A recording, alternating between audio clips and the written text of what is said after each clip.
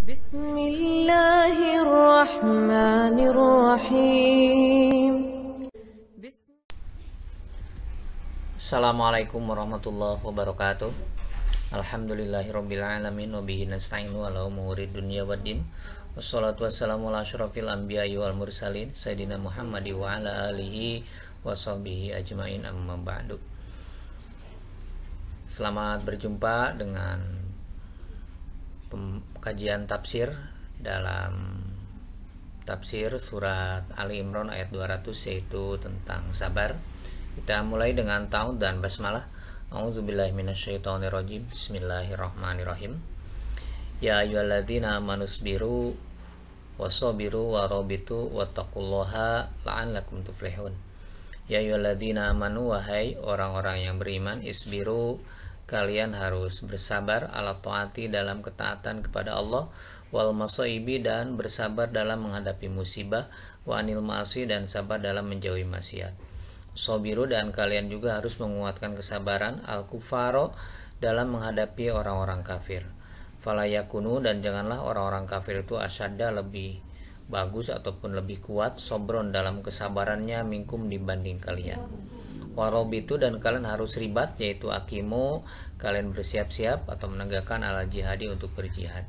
Wattaqullah, dan kalian harus bertakwa kepada Allah, fi jami'i ahwalikum, dalam seluruh hal kalian ataupun keadaan kalian. La'allakum tuflihun, maka kalian akan menjadi orang-orang yang tuflihun, berbahagia. Tafuzuna, yaitu berbahagia ya, ataupun mendapat kemenangan, bil jannati, dengan surga, watanjuna, dan kalian akan menjadi orang-orang yang selamat, minan nari, dari neraka.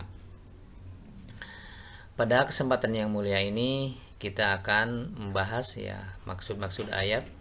Maksud ayat dalam surat Ali Imran ayat 200 ini, yang pertama adalah di sini adalah perintah dari Allah Subhanahu wa taala kepada orang mukmin untuk bersabar, yaitu dengan ungkapan ya ayyuhalladzina amanu, wahai orang-orang yang beriman.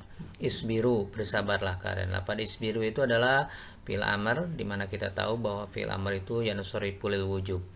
Itu kan al-asul fil amri lil wujub. Asal dalam amr adalah wujub.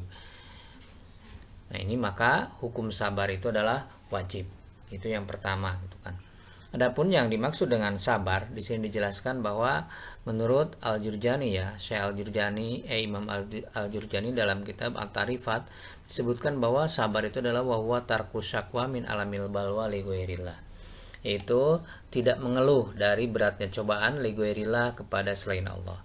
Jadi mengeluhnya hanya kepada Allah.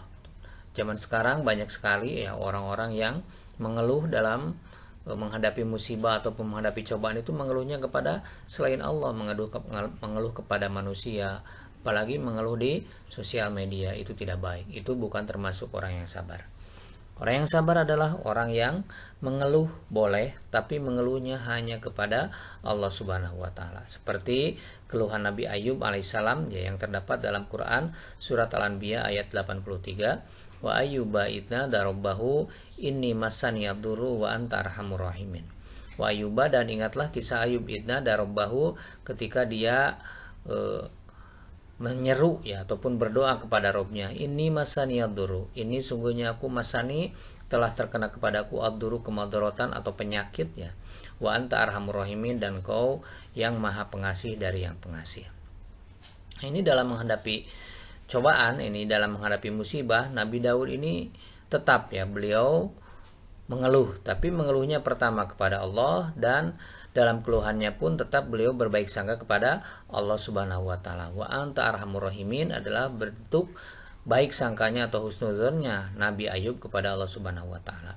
Makanya di dalam kitab Minhajul Muslim ya, dalam bab janaiz dijelaskan bahwa ketika kita ditanya tentang oleh orang lain tentang penyakit, boleh kita mengatakan penyakit, tetapi tetap kita harus mengatakan alhamdulillahi ala kulli halin. Itu yang dijelaskan dalam kitab Minhajul Muslim ya.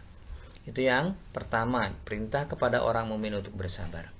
Yang kedua, dalam ayat ini menjelaskan pembagian sabar ya. Diambil dari kata isbiru wasobiru. Nah, ini pembagian sabar di sini ada 3. Pertama, sabar dalam menjalankan ketaatan dan dalam menjauhi maksiat. Ini orang yang sabar selalu menjalankan 3 hal dalam ketaatannya kepada Allah Subhanahu wa taala. Karena orang yang sudah mengikrarkan beriman pasti akan dicoba oleh Allah. Ahsiban nasu ayyutraku ayyaqulu amanna wa hum la yuftanun wa laqad fatanna alladziina khalau min qablihim fala ya'lamanna alladziina shadaqu wa la ya'lamanna al-kadzibin. Nah, ini orang yang sabar itu selalu menjalankan 3 hal. Pertama, dia itu tidak menjadi lemah karena bencana yang menimpa mereka di jalan Allah. Pama wahanu lima asobahum fi sabilillah. Di sana dalam surat Al-Imran ayat 146, wa ka'ayyin min nabiyyin qatala ma'ahu ribbiyuna katsirun fama wahanu lima asobahum fi sabilillah. Tidak menjadi lemah karena bencana yang menimpa mereka di jalan Allah. Wa ma dha'ufu, yang kedua mereka itu tidak lesu. Yang ketiga, wa mastakanu, mereka itu tidak menyerah kepada musuh. Baik musuh dari eksternal, ya musuh dari luar itu banyak godaan-godaannya, musuh yang mematikan juga gitu kan.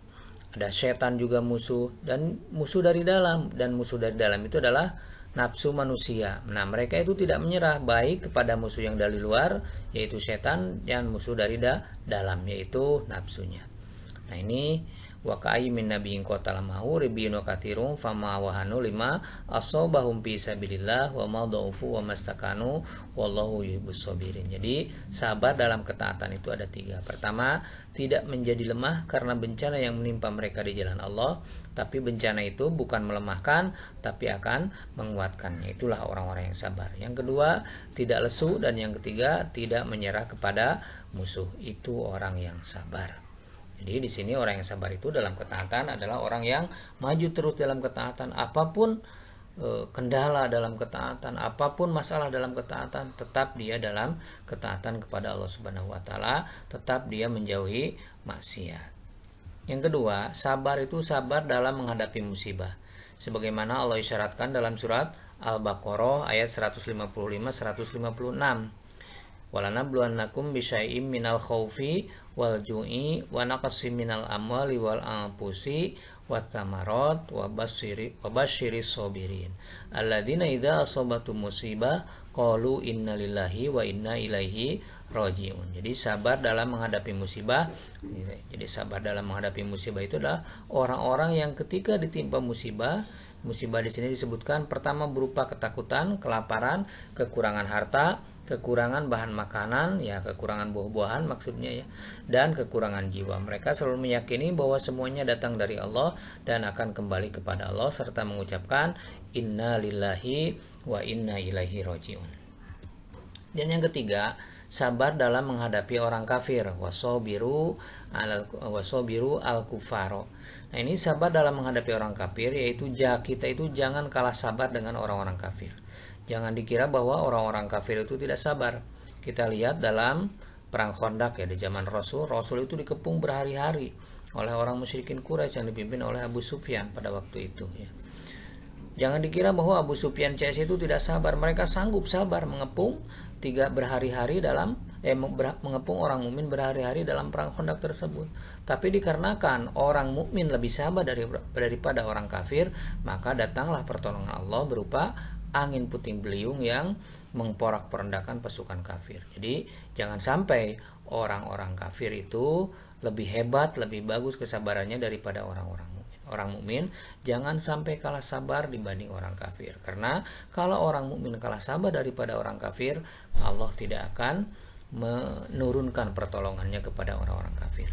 Dan juga kesabaran orang-orang mukmin itu ya dalam menghadapi orang kafir itu jangan sampai gitu. Orang mukmin itu minta disegerakan siksa untuk orang kafir. Dijelaskan oleh Allah dalam Quran surat Al-Ahqaf ayat 35. A'udzubillahi minasyaitonirrajim. Bismillahirrahmanirrahim. Pasbir kama sabara ulul azmi minar rusuli wala tasta'jil lahum. Pasbir, bersabarlah kamu kama sabara sebagaimana telah sabar ulul azmi, para rasul ulul azmi minar rusuli ya. Wala tasta'jil, dan janganlah kamu minta disegerakan siksa lahum untuk mereka. Jadi jangan sampai karena tidak sabar orang mukmin akhirnya minta supaya orang kafir disiksa dengan segera. Contohlah Rasulullah SAW ketika beliau berdakwah di Thaif.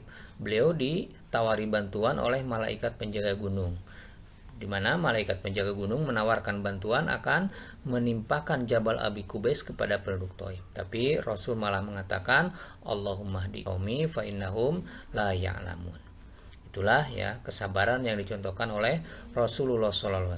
Terbukti dengan kesabaran beliau, akhirnya orang-orang Thaif, orang-orang Thaqif dan Hawazin, mereka menjadi orang-orang beriman, walaupun berimannya mereka lewat sebuah peperangan, yaitu perang Hunain. Itu kesabaran yang ketiga.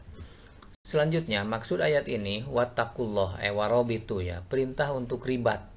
Ribat itu yaitu adalah siap siaga dalam perjuangan. Jadi sini diperintahkan bahwa orang-orang beriman itu tidak boleh lengah. Orang-orang beriman itu harus selalu siap dalam perjuangan, harus selalu siap untuk berjuang, harus selalu siap untuk berkorban. Selanjutnya yang keempat, wattaqullah, perintah untuk bertakwa dalam segala situasi. Ini sebagaimana hadis dijelaskan, ittaqullaha haitsuma kunta. Bertakwalah kalian kepada Allah haitsuma kunta, dimanapun kamu berada. Dan yang kelima, la'allakum tuhun, dengan bersabar, dengan ribat, dengan bertakwa, maka akan menjadi orang yang beruntung. Kalian akan menjadi orang yang beruntung dengan sabar, ribat, dan takwa. Yaitu beruntungnya dimasukkan ke surga dan diselamatkan dari neraka. Sampai di sini dulu pembahasan tafsir Quran surat Ali Imran ayat 200. Kita tutup dengan pembacaan doa kafarat belajar dan hamdalah. Subhanakallahumma wa bihamdika asyhadu an la ilaha illa anta astaghfiruka wa atubu ilaik. Walhamdulillahirabbil alamin. Wassalamualaikum warahmatullahi wabarakatuh.